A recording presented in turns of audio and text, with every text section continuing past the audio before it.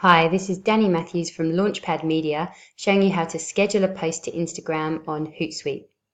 Firstly, you go up to the top left-hand corner and select your Instagram account.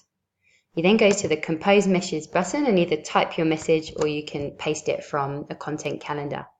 You then attach your photo via the media button here. Your desktop. I've got one of Hugh playing with the birds out in nature.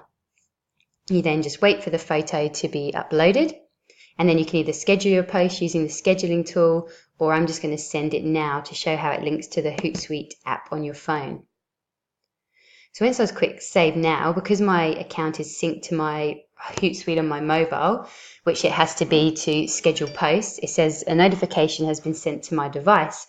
I've now got a message on my device from Hootsuite giving me the authority to publish it on Instagram. So all I do on Hootsuite is I accept that. Because I pasted my few words of the content, it copies that to the clipboard for me, so I can easily just paste that again once I'm on the app.